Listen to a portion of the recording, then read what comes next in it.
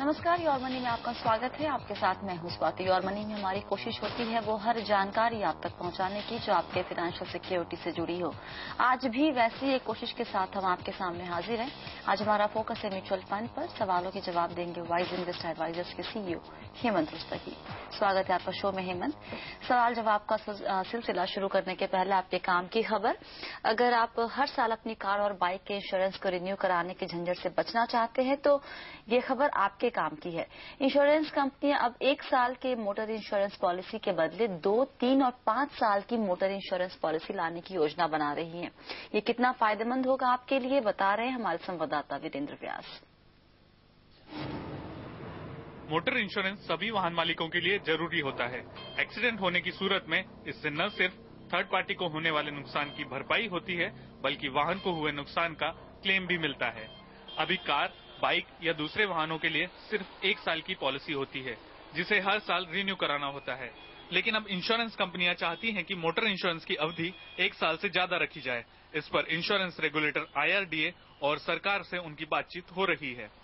Customer के लिए भी अच्छा होगा क्योंकि लीगली तो उसको इंश्योरेंस लेना जरूरी है, और कंपनी और इंडस्ट्री के लिए भी अच्छा होगा क्योंकि जो गाड़ियां अनइंश्योर्ड रह जाती हैं वो इंश्योरेंस पूल में आने से ओवरऑल पूल बढ़ेगा और लॉसेस जो हो रहे हैं थर्ड पार्टी प्रीमियम में वो कम होंगे। क्लेम ज्यादा होने के चलते मोटर इंश्योरेंस कंपनियों के लिए घाटे का सौदा है। ज्यादा समय की पॉलिसी होने से इंश्योरेंस के प्रीमियम में बढ़ोतरी होगी और कंपनियों की लायबिलिटी घटेगी। जानकारों के मुताबिक ज्यादा समय की मोटर इंश्योरेंस पॉलिसी ग्राहकों के लिए भी फायदेमंद है, क्योंकि गाड़ी गुम होने या दुर्घटना होने पर उनकी फाइनेंशियल रिस्क काफी हद तक कम होगी। मान लीजिए व्हीकल से कुछ एक्सीडेंट हो गया, किसी को नुकसान हो गया या कोई बड़ा एक्सीडेंट हो गया तो आपकी और थर्ड पार्टी लायबिलिटीज भी हो सकती है। तो मुझे लगता है स्पेशली वो लोग जो, जैसा मैंने पहले कहा, वो ध्यान नहीं रखते हैं, समय पे उसको रिन्यू नहीं करते हैं, और अगर ऐसे 2 साल या 3 साल के लिए अगर एक साथ में पॉलिसी मिले तो डेफिनेटली कई तरह के जो रिस्क जो लोग अपने आप को एक्सपोज करते हैं वो काफी हद तक कम हो जाएंगे। IRDA के मुताबिक अभी ये तय नहीं है कि कंपनियां ऐसी पॉलिसी के लिए प्रीमियम कितना लेंगी। साथ ही इस पर भी सफाई नहीं है कि नो क्लेम बोनस कैसे दिया जाएगा, लेकिन कंपनियों को उम्मीद है कि इन समस्याओं को जल्द सुलझा लिया जाएगा। वीरेंद्र व्यास, मुंबई। चलिए अब शुरू करते हैं सवाल जवाब का सिलसिला। देवव्रत साहू हमारे साथ जुड़े हैं फोन लाइन पर। देवव्रत जी नमस्कार, क्या जानना चाहते हैं आप? देवव्रत जी, आपको हमारी आवाज आ रही है? चलिए, यहाँ पर उनसे हमारा संपर्क नहीं हो पा रहा है। उनसे हम दोबारा बात करने की कोशिश जरूर करेंगे। उनका सवाल जरा देख लेते हैं। इनकी उम्र 36 साल, सैलरी है करीब 35,000 रुपए महीना, और इनके पोर्टफोलियो पर अगर नजर डालें तो कुल 5 फंड हैं इनके पोर्टफोलियो में, जहां पर ये करीब 5,500-6 हजार रुपए के आसपास निवेश कर रहे हैं। जानना चाहते हैं कि कैसा पोर्टफोलियो है, फंड का सिलेक्शन ठीक है या नहीं। साथ ही इनके पास एक यूलिप भी है, जहां पर मतलब कुल मिलाकर करीब 7,500 रुपए का निवेश है इनके पास। 5 फंड है।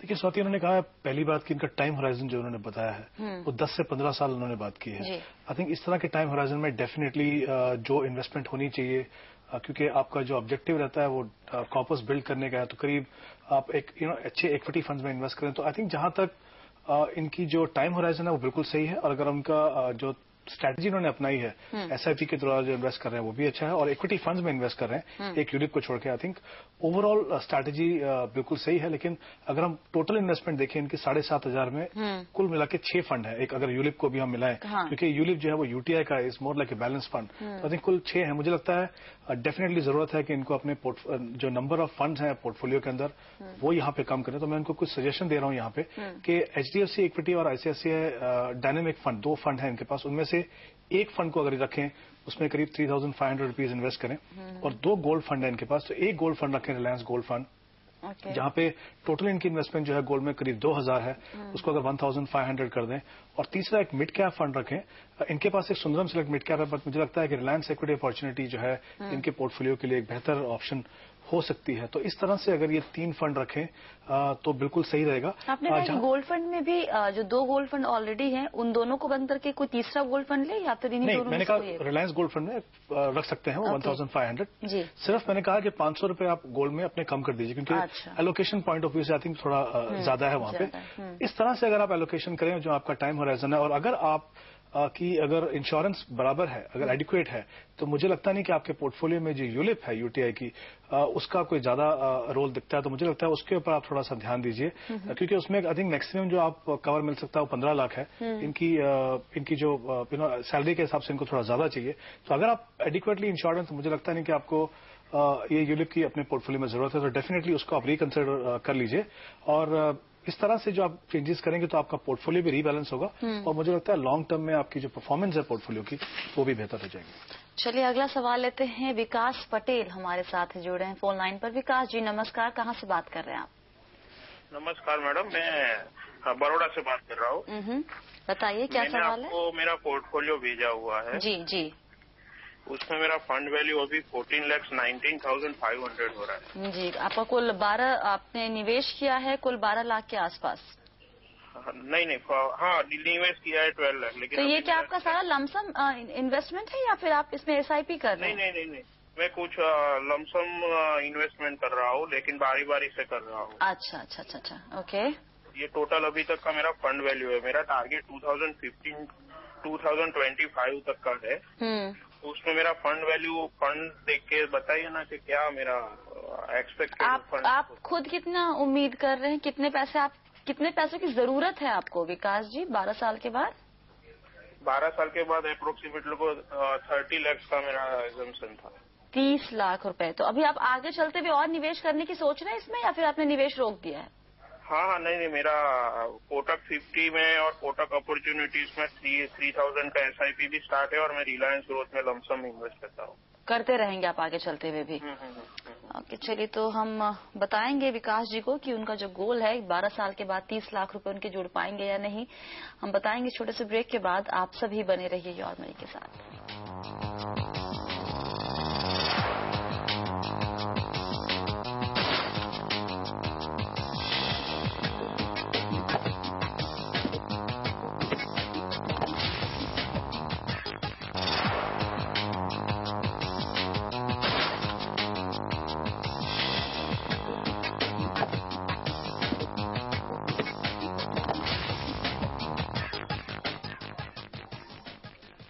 योर मनी में आप सभी का एक बार फिर से स्वागत है। हमारा फोकस है म्यूचुअल फंड पर। सवालों के जवाब दे रहे हैं हेमंत रुस्तगी।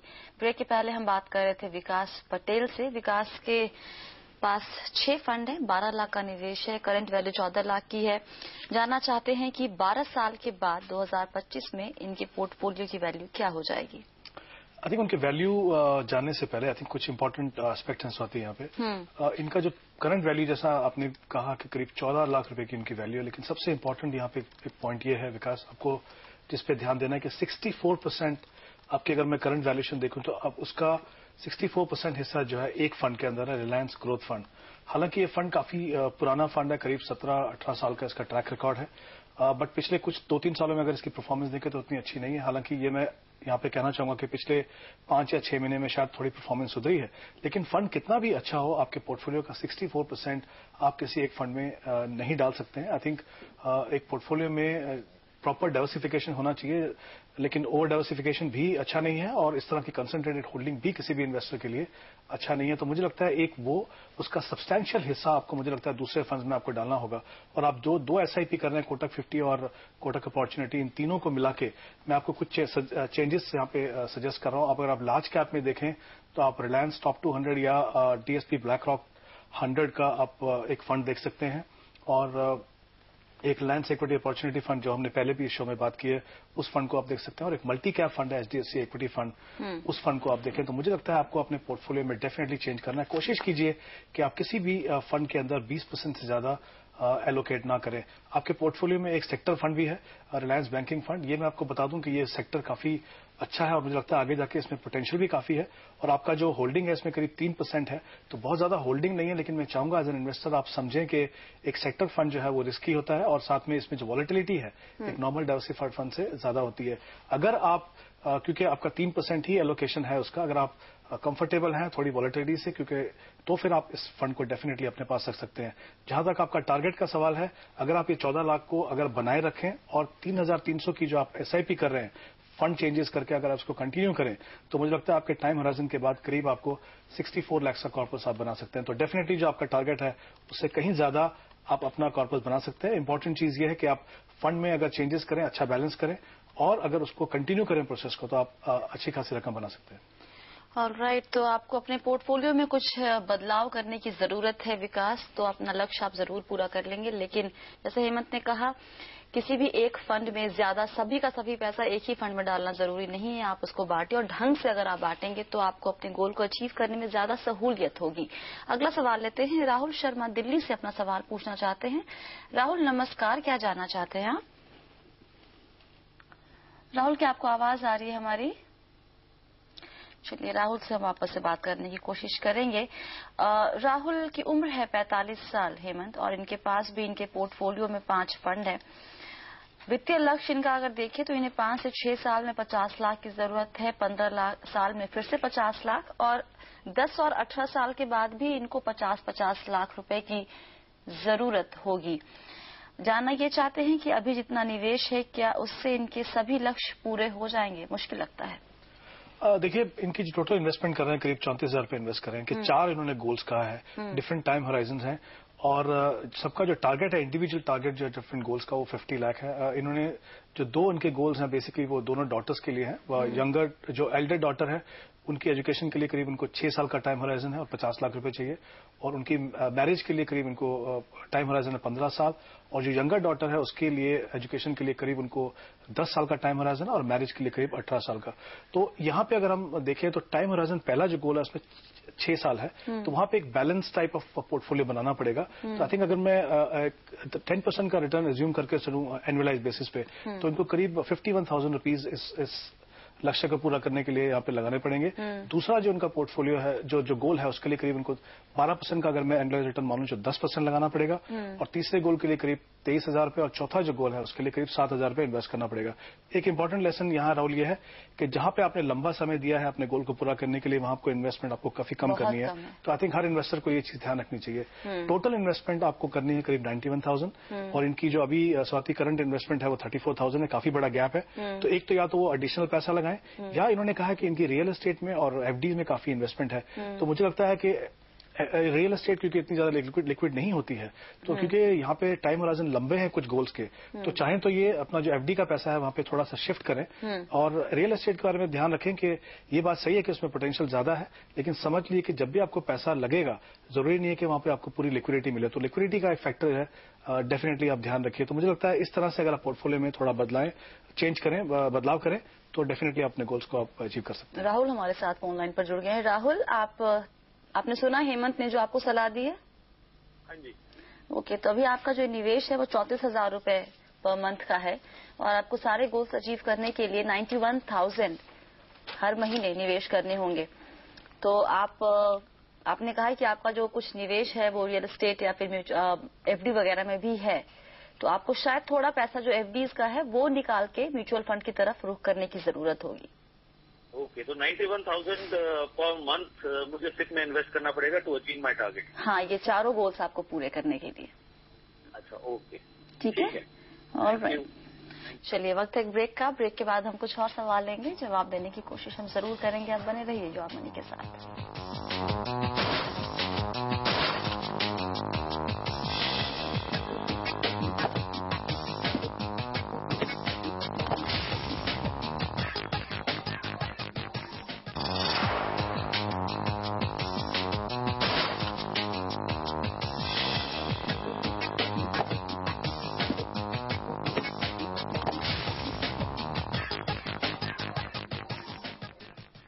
योर मनी में आप सभी का एक बार फिर से स्वागत है। फोकस है म्यूचुअल फंड पर सवालों के जवाब दे रहे हैं हेमंत रुस्तगी। अगला सवाल लेते हैं। रिचा बत्रा सवाल पूछना चाहती है अपना। रिचा नमस्कार, कहाँ से बात कर रही हैं आप? मैम, मैं लुधियाना से बात कर रही हूँ। अच्छा, क्या जानना चाहती है आप? मैम, इन्वेस्टमेंट है HDFC top 200 and Birla frontline में 2,000 रुपीज की ईच, एंड 1,000 की सिर्फ है रिलायंस गोल्ड फंड में। बिरला सनलाइफ अभी मैंने रिसेंटली उसमें सिर्फ स्टॉप की थी, रीजन बिंग उसमें कुछ रिटर्न्स नहीं आ रहे थे मुझे। अच्छा, तो I just want to know कि वो मुझे कंटिन्यू रखना चाहिए। And secondly 3,000 rupees more invest करने के लिए I selected ICICI prudential focus blue chip fund. अच्छा, तो उसके बारे में जानना था। ओके। एंड मैम, मेरी सेकेंड क्वेरी भी थी। I need a lump sum of 25 lakhs after 10 years. अच्छा. And for retirement, I need to around lump sum of 2 crores. Assuming 20,000 per month is my expense today. Okay, Richa ये बताइए, अभी आप करीब 5,000 रुपए की SIP कर रही हैं, आप 3,000 और करना चाहती है, राइट? या. तो ये हो जाएगा 8,000. आप इसी 8,000 की SIP से 25 लाख जोड़ना चाहती हैं और रिटायरमेंट के लिए फंड भी, या फिर रिटायरमेंट के लिए आप अलग से निवेश करेंगी? रिटायरमेंट के लिए सेपरेटली. कितना कर सकती हैं आप? Around 5,000 to 7,000 more. Okay, Hemant बताइए, पहला सवाल इनका बिरला सन लाइफ फ्रंट लाइन, ये फंड बंद करना ठीक था या फिर नहीं? अगर ये फ्रंट लाइन इक्विटी की बात करें तो वो डेफिनेटली एक अच्छा फंड है, मुझे लगता है उसमें उनको डेफिनेटली कंटिन्यू करना चाहिए वहां पे. और बाकी जो इनके 2 फंड्स हैं, HDFC टॉप 200 वो एक काफी अच्छा फंड है, और इनका रिलायंस गोल्ड फंड है, आई थिंक वो भी एक काफी अच्छा फंड है. तो वो डेफिनेटली कंटिन्यू कर सकते हैं. इन्होंने बात की ICICI फोकस ब्लू चिप की, ये क्वालिटी लार्ज कैप फंड है, बट मुझे लगता है रिचा, क्योंकि आपके पोर्टफोलियो में ऑलरेडी जैसे HDFC टॉप 200 जैसा एक लार्ज कैप ओरिएंटेड फंड है, तो या तो मुझे लगता है आप एक मल्टी कैप फंड ले लीजिए या एक मिड कैप फंड लेंगे, तो मुझे लगता है आपके पोर्टफोलियो के बैलेंस के हिसाब से भी अच्छा रहेगा और लॉन्ग टर्म में पोटेंशियल भी अच्छा रहेगा. अगर आप एक मिड कैप फंड लेते हैं तो मे बी आप एक IDFC प्रीमियर इक्विटी को देख सकते हैं, लेकिन वहां पे मैं चाहूंगा कि आप 2,000 रुपए इन्वेस्ट करें, जो एडिशनल अमाउंट की बात कर रहा हूं, और 1,000 जो रुपए है वो आप HDFC टॉप 200 में यहाँ पे ऐड कर सकते हैं. अगर आपको अपना गोल अचीव करना है 25 लाख का 10 साल के अंदर, तो करीब आपको 11,000 रुपए की इन्वेस्टमेंट करनी होगी. यहाँ पे मैं 12% का एनुअलाइज रिटर्न मान के चल रहा हूँ. तो देख लीजिए, अगर आप इतना एक्स्ट्रा अमाउंट इन्वेस्ट कर सकते हैं तो डेफिनेटली 10 साल में अपना गोल पूरा कर सकते हैं. जहां तक आपका रिटायरमेंट का सवाल है, आपके टाइम होराइजन के हिसाब से 12% का अगर हम एनुअलाइज रिटर्न माने तो आपको करीब 12,000 रुपए यहाँ पे इन्वेस्ट करने पड़ेंगे. आपने कहा शायद 5 या 6,000 रुपए इन्वेस्ट कर सकते हैं, तो डेफिनेटली शुरुआत कीजिए 5 या 6,000 से. जैसे जैसे आपकी इनकम लेवल बढ़े, आप कोशिश कीजिए कि उसको अमाउंट को आप बढ़ा दें. 2-3 फंड में आपको यहाँ बता रहा हूँ, आप देख लीजिएगा. ICICI फोकस जो आपने भी पहले कहा है, और रिलायंस इक्विटी अपॉर्चुनिटी, और HDFC इक्विटी जो एक मल्टी कैप फंड है. इस तरह से आप अपने फंड को बनाइए और अपने पोर्टफोलियो के लिए शुरुआत कर सकते हैं. बहुत बहुत शुक्रिया हेमंत, सभी सवालों के जवाब देने के लिए. और फिलहाल योर मनी में इतना ही. आप बने रहिए CNBC आवाज के साथ. नमस्कार.